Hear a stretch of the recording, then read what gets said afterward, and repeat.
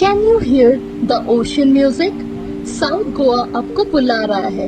आज आपको ले चलते हैं साउथ गोवा के टूर पे, जहां हमने 3 नाइट 4 डेज की अपनी पूरी ट्रैवल जर्नी बताई है। एक्चुअली हम पहले एक बार गोवा और आ चुके हैं, बट इस बार हमने डिसाइड किया था साउथ गोवा घूमने का। स्टार्ट करते हैं डे 1 से।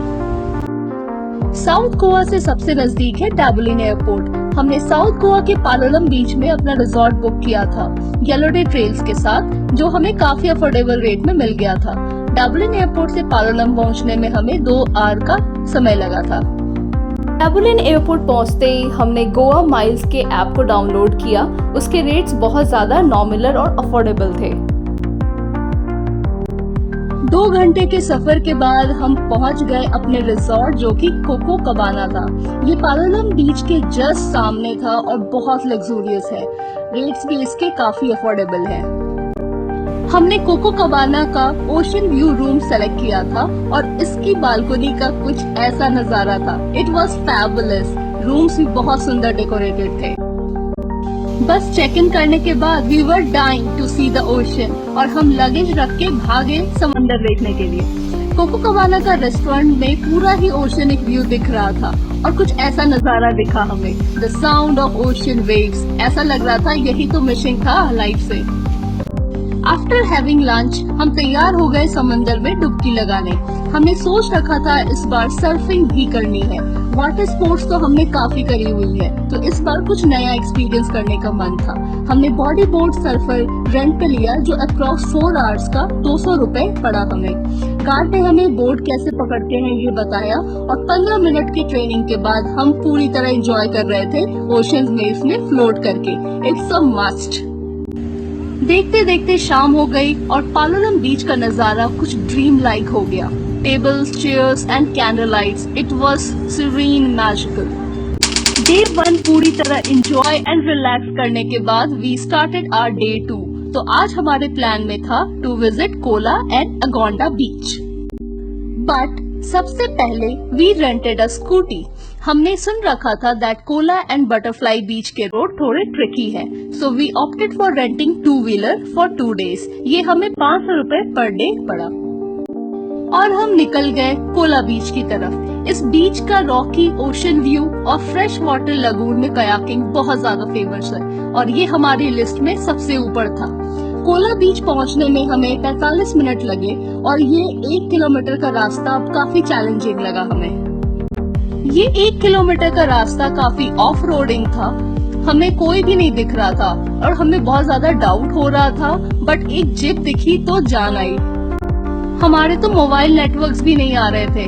देन वी स्टार्टेड सीइंग कि भाई कुछ लोग दिख रहे हैं और उनकी स्कूटी पार्क की हुई दिख रही है। कुछ शैक्स भी दिख रहे थे। सूरज इतना तेज था और कोई भी सनस्क्रीन काम नहीं कर रही थी। हम बहुत ज्यादा थक गए थे, प्यास भी बहुत लगी थी और हमने सोचा शैक से कुछ ना कुछ ले लेते हैं। स्कूटी पार्क करने के बाद हमने कोकम जूस एक शैक से लिया। कोकम यहाँ का लोकली डेवलप्ड फ्रूट है और उसका जो जूस बनता है वो काफी रिफ्रेशिंग होता है। बहुत तरोताजा फील करने लगे हम और फिर हमने वॉक करना शुरू कर दिया कोला बीच की तरफ, जो कि डाउनस्टेयर सीढ़ी से उतर के जाया जाता है। चलते चलते वो सीढ़ियां भी आ गई और मुझे लगा कि थोड़ी सी ही होंगी, but no, it carried on and on. सीढ़ियां बहुत रफ और मड से भरी हुई थी। मैं जिस तरह से सीढ़ियां उतर रही थी और ये इतना ज्यादा नैरो था, मुझे लग रहा था यार सीढ़ियां चढ़ने में बहुत कठिनाई होने वाली है, बट एक्साइटमेंट भी हो रही थी कोला बीच पहुंचने की। कुछ और सीढ़ियां उतरने के बाद फाइनली हमें रॉक से भरा वो बीच का नजारा दिखने लगा और ये सीढ़ियां खत्म होते ही हम पहुंच गए कोला बीच। कोला बीच का कुछ ऐसा नजारा था हमारे सामने, द रॉकी बीच और इसका वंडरफुल, बहुत ही सुंदर ओशनिक व्यू। काफी फोटोजेनिक बीच है ये। हम कोला बीच के नजारे को एडमायर कर ही रहे थे कि हमने साइड से देखा तो एक अजीब और सुंदर सा नजारा दिखा, kayaking in fresh water lagoon, जो हमारे बकेट लिस्ट में टॉप लिस्ट में था। सेलर ने हमसे 400 रुपीज पर पर्सन चार्ज किया फॉर 1 कयाक आधे घंटे के लिए। हमने एक फ्लफी क्यूट सा डॉगी भी दिखा कयाक पे। हमने खुद से भी कयाकिंग किया, बहुत ज्यादा रिफ्रेशिंग लग रहा था, खासकर जब आप सलीन वाटर से होके आए हो। कयाकिंग करने के बाद हम वापस आ गए और हमने डिसाइड किया कि कोला बीच में ही हम लंच कर लेते हैं, उसके बाद अगोंडा बीच जाएंगे। अगोंडा बीच जाने के लिए हमें कोला से आधा घंटा का समय लगा और वहाँ का जो बीच है वो इतना काल्म है, इतना रिलैक्सिंग है, वहाँ जाके ही आपको बहुत ही अच्छा लगेगा। इट वाज सीरीन और फैमिलीज के लिए ये बीच बहुत ज्यादा पॉपुलर है, काफी सैंडी बीच है ये। इस बीच में दूर दूर तक आपको सैंड्स दिखेंगे एंड वेव्स बहुत लो है यहाँ का। यहाँ आपको होटल चेन्स काफी दिख जाएंगे। आफ्टर एक्सप्लोरिंग अगोंडा बीच हम पालोलम वापस लौट गए। पहुँचने में हमें 20 मिनट लगा। रास्ते में हमें भूख लग गई और हमने डिसाइड किया to have an early dinner, जो कि था लोकल स्पेशल गोवन थाली। ये डिशेस इतने यूनिक थे, मसाले इतने फ्लेवरफुल थे, हमने ऐसा कुछ पहले कभी नहीं टेस्ट किया था। साथ में हमने लिया लेजर बियर, जो यहाँ का लोकली ब्रूड बियर है और इसको बियर विद अ कॉज भी कहा जाता है बिकॉज मैन्युफैक्चरर्स फार्मर्स को मार्केट प्राइस से ज्यादा प्राइस में से खरीदते हैं। डे 2 हमारा काफी एक्सप्लोरिंग था और अब बारी थी डे 3 की, जहाँ पे हमने बटरफ्लाई बीच और काबो दी रामा बीच जाने का प्लान किया हुआ था। बटरफ्लाई बीच पहुंचने के 2 रास्ते हैं। पहला तो आप पालोलम बीच या अगोंडा बीच से बटरफ्लाई बीच तक लॉन्ग टेल बोट या बिग बोट हायर कर सकते हो, वो आपको बटरफ्लाई बीच तक पहुंचा देंगे।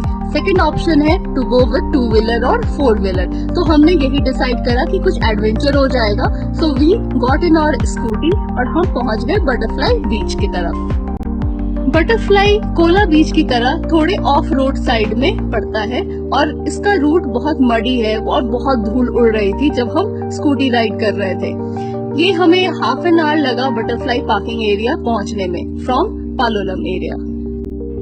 ऑफ रोड से गुजरते हुए हम एक जगह पे पहुंच गए जहाँ 4 व्हीलर्स पार्क थी।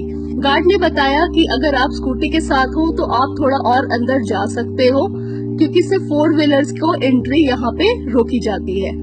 वी गॉट लकी कि हमारे पास 2 व्हीलर थे और हमने स्कूटी को अंदर जाके पार्किंग एरिया में पार्क करा। उन्होंने हमसे 100 रुपए एंट्री फीस के लिए थे। आपको ये बैरियर दिख रहा होगा जहाँ पे इन्होंने हमें पार्किंग टिकट दिया था। ऑनलाइन पेमेंट पे हमेशा भरोसा मत करना, अपने साथ कैश ले जाना, बिकॉज कई बार यहाँ पे खासकर कोला बीच और बटरफ्लाई बीच में नेटवर्क्स नहीं आते हैं, सो बी केयरफुल। स्कूटी पार्क करने के बाद हमें बताया गया कि आपको 200 मीटर इस जंगल थोड़ा सा पार करना पड़ेगा। वो जंगल एक्चुअली था नहीं, वो उसमें बहुत सारे छोटे छोटे पेड़ पौधे बने हुए थे और छोटा सा पतला सा रास्ता बना हुआ था। तो ऐसा लग रहा था कि हम किसी फॉरेस्ट में हाइक कर रहे हैं। It was exciting also, awesome also, और बहुत ज्यादा मन कर रहा था कि अब बस बीच आ ही जाए। बस देखते ही देखते हमारी छोटी सी फॉरेस्ट हाइक खत्म हो गई और हमें ये नजारा दिखा। फीफी आइलैंड, थाईलैंड में जब आप माया बे जाओगे तो ये कुछ वैसा ही फील दे रहा था। वाटर्स एकदम प्योर परफेक्ट ब्लू लग रहे थे। काफी लॉन्ग टेल और बिग बोट्स दिख रही थी हमें बीच पे, जो लोगों को लेके आ रहे थे और जा रहे थे। ये बीच इतना सुंदर और एकदम से प्राइवेसी एंड सीक्रेट वाला बीच लग रहा था। बटरफ्लाई में हमने काफी मस्ती करी, काफी रील्स बनाए और उसके बाद हमारा प्लान था केप गोवा जाने का, जो कि था काबो डी रामा बीच के पास। हमें 1 घंटा लग गया केप गोवा जाने में। थोड़ा दूर है मगर हमारे बकेट लिस्ट में द केप विजिट करना लिखा हुआ था and it was worth it. ये रेस्टोरेंट बहुत ज्यादा फेमस है अपने लोकेशन के कारण, जो बीच के एकदम पास है। Amazing ambience and delicious food के लिए भी। तो बस हम निकल गए काबो दी रामा एरिया की तरफ। यहाँ पे एक ओल्ड फोर्ट भी है बीच एरिया में विथ अ स्मॉल चर्च। बहुत ज्यादा धूप थी तो हमने डिसाइड किया कि बस थोड़ा सा बीच एंजॉय करते हैं और फिर लंच करेंगे।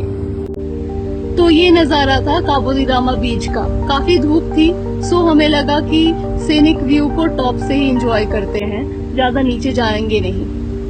लंच हमने डिसाइड करा था द केप गोवा में ही खाएंगे और फिर हमने द केप गोवा रेस्टोरेंट में इंटर किया। ये रेस्टोरेंट अपने यूनिक डिशेस, एम्बियंस और लोकेशन टू द बीच के लिए बहुत ज्यादा फेमस है और हमें कुछ यूनिक सा यहाँ पे ट्राई करना था। और हम अंदर गए म्यूजिकल रेस्टोरेंट के। यहाँ की वाइफ बहुत ज्यादा फ्रेश लग रही थी और बीच हमारे सीधे सामने था। ये सब बहुत ही यूनिक एक्सपीरियंस होने वाला था। तो अब बारी थी हमारे नेक्स्ट बकेट लिस्ट फूड की, जो था बटर गार्लिक लॉबस्टर। ये हमें पड़ा कुल 3000 रुपए। और सर्वर लॉबस्टर लेके आए और उन्होंने हमें सर्व किया। इसका एरोमा इतना प्यारा लग रहा था, खाने में इतना बटरी, क्रीमी, स्पाइसी, मतलब मजा ही आ गया। लंच करने के बाद हमने कुछ फोटोज लिए और हम पालोलम बीच दोबारा वापस लौट गए। वहां पहुंचने में हमें 50 मिनट लगा। पहुंचकर हमने बीच का सनसेट एंजॉय किया। रात हो गई एंड पालोलम बीच का ये रोमांटिक सेटअप बहुत प्यारा लग रहा था। और अब बारी थी हमारे last but mostly anticipated dish को ट्राई करने की, और वो डिश था क्रैब रचियाडो। इसके लिए हमने पहले ही एक शैक में बात कर लिया था। लॉबस्टर या क्रैब अगर खाना है तो शैक में आपको पहले से प्री ऑर्डर लेते हैं ताकि आपको फ्रेश क्रैब और लॉबस्टर मिल पाए। सर्वर हमारे पास फ्रेश लाइव क्रैब्स लेके आए जिसमें हमें सेलेक्ट करना था। हमने 2 छोटे मड क्रैब सेलेक्ट करे और वहाँ पे बहुत ज्यादा ऑप्शन था, मगर हमने क्रैब रचियाडो को चुना जो कि लोकल गोवा के मसाले से बनता है। इसका टेस्ट स्पाइसी और टैंगी होता है। अब ये क्रैब ब्लैक से ऑरेंज बनके हमारे सामने आ गया। इस ऑरेंजिश क्रैब रचियाडो को खाने के लिए हमें क्रैब क्रैकर दिए गए। ये कुछ नट क्रैकर जैसा होता है और आपको क्रैब के आउटर शेल को क्रैक करके खाना होता है। इट वॉज मेसी बट बहुत ज्यादा फन एक्सपीरियंस था। साउथ गोवा में हमारा 3 नाइट 4 डे का प्लान बहुत ही अच्छा बीता। हमारा नेक्स्ट 3 नाइट प्लान था नॉर्थ गोवा में, मगर लेट मी टेल यू, अगर आपने साउथ गोवा अच्छे से एक्सपीरियंस कर लिया तो नॉर्थ गोवा का एक्सपीरियंस बहुत ही क्राउडेड, कैओटिक और बिल्कुल ही रिलैक्समेंट नहीं लगेगा। मेरे को लगता है कि साउथ गोवा टूर गाइड आपको हेल्प करेगा। अगर आपको अच्छा लगा वीडियो तो प्लीज सब्सक्राइब करें ताकि आपको ऑथेंटिक और यूनिक एक्सपीरियंस से भरपूर डिफरेंट डेस्टिनेशन के गाइड्स मिल पाए। Thank you.